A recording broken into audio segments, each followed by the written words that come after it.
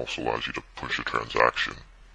So go ahead and download the latest version of Python and then follow the installation instructions. Alright, now once you have Python installed, we want to run it and make sure it works. What you're looking for is the Python built-in IDE, which is called idle, I-D-L-E. The shortcut for it should be able to just be found under your programs, right here. But the actual thing, for me at least, installed in C, Python 34, and then the idle's actually inside lib,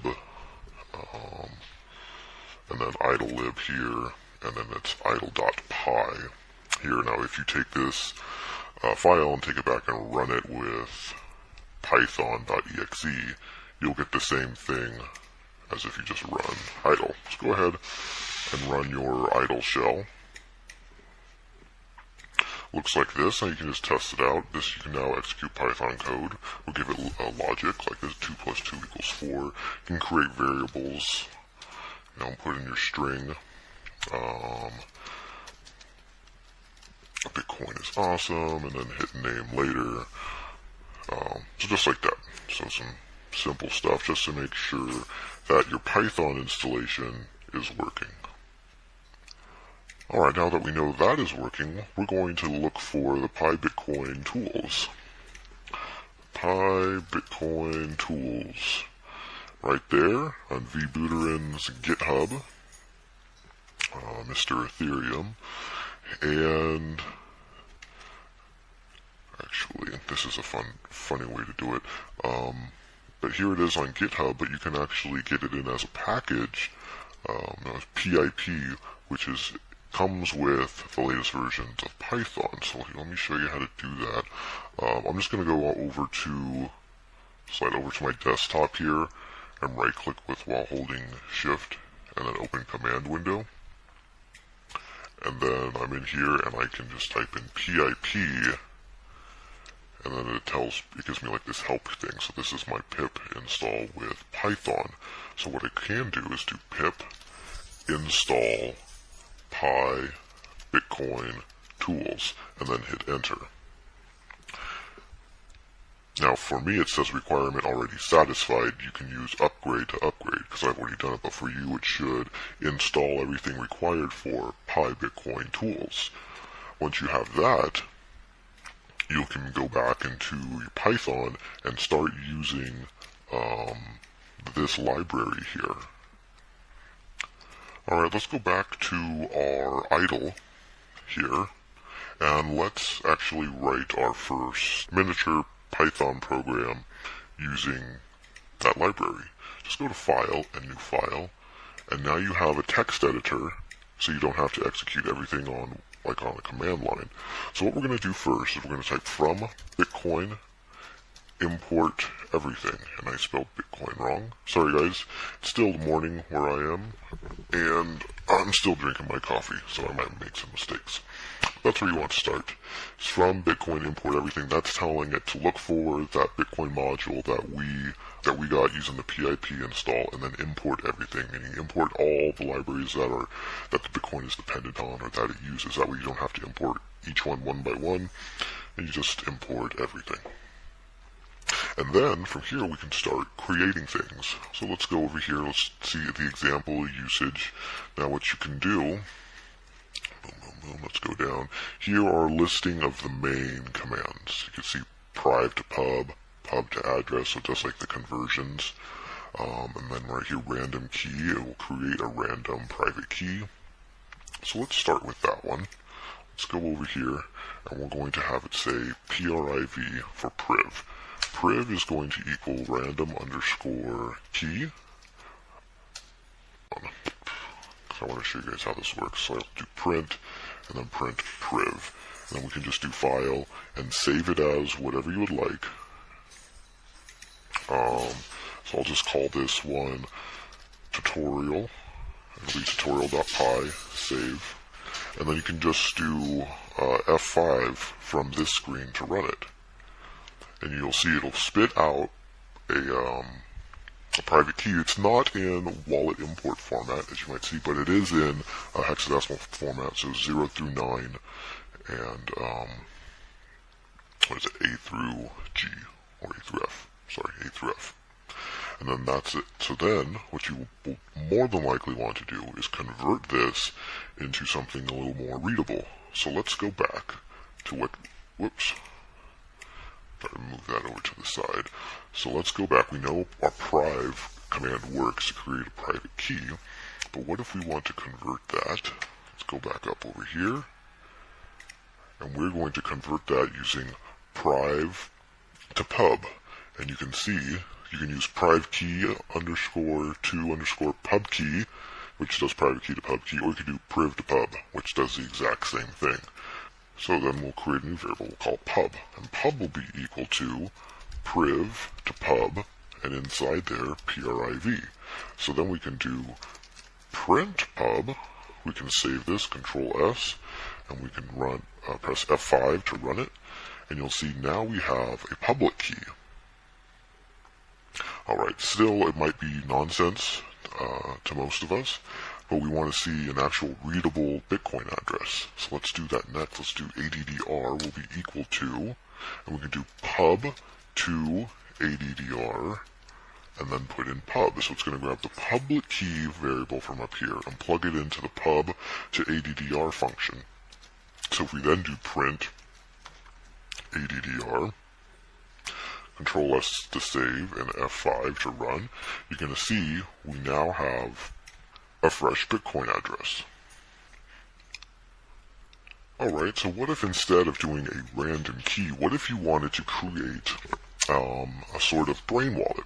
Now these are very risky to have because there are bots and stuff crawling all the time looking for bad brain wallets, but just for an example, we can do this in Python. We can just do SHA-256 with this hashing function, and then inside here you can write whatever you would like. So I can write Bitcoin is awesome, let's all go to the moon someday, and then that could be my brain wallet. It's probably a very bad brain wallet, but you can make it, as long as you want. Let's do save and let's run it. You'll see it'll create its own unique address. Now I know I can run this over and over, and I'm always going to end up with this same address because the address is being created with a private key. It's just a SHA-256 of this particular string. Now if you change something very slightly, let's say we take out the S in let and save and rerun it, you're going to get something way different. So now you're going to have two different keys that you're working with. So that's a way you can do Brain Wallet if you want to, but I wouldn't particularly recommend it.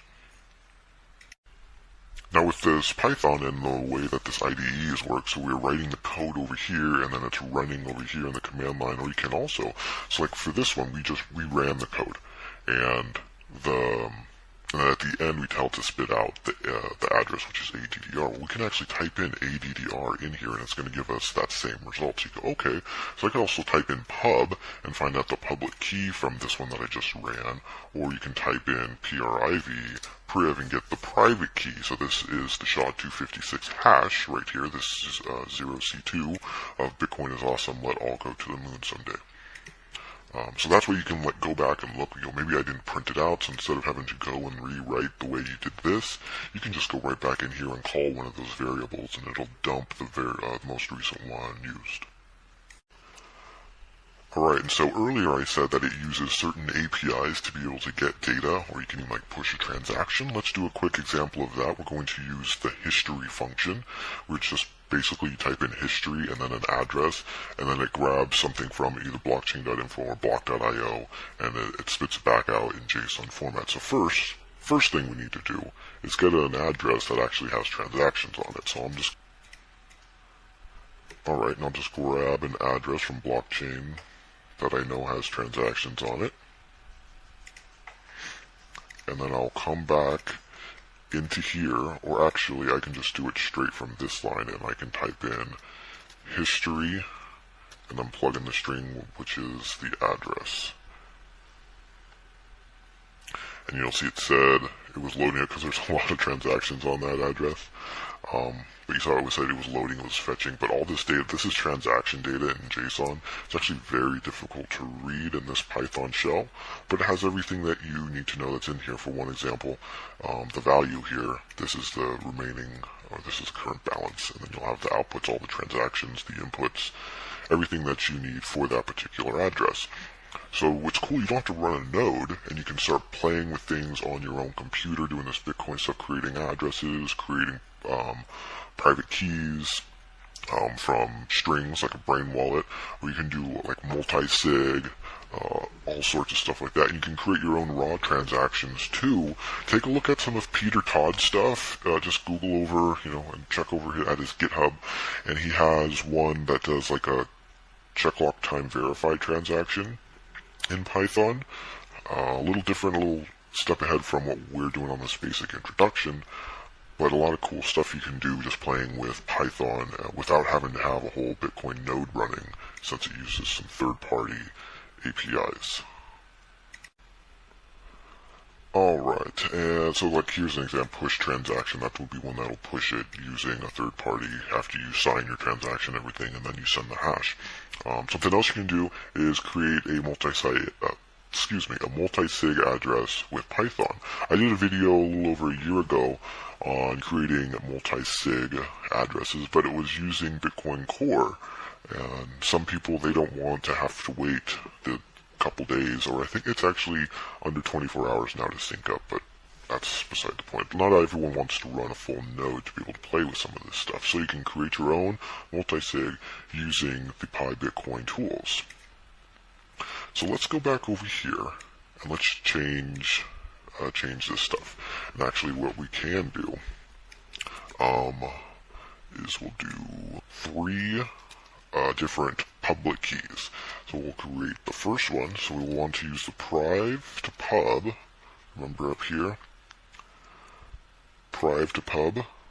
We're going to take a private key and turn it into a public key. Priv to pub, but we don't have the private key yet, so we can actually just stuff in that other function, that random key, right inside here, and just do random key. And now pub1 is going to hold a public key, a new random one. And what you can do is do 2 more, just copy and paste. So now we have pub2, pub3, each one will be their own random key. And then after that, we need to take those 3 addresses, or maybe you want to do 5 or whatever. We can take those 3 and we can do make multi-sig script.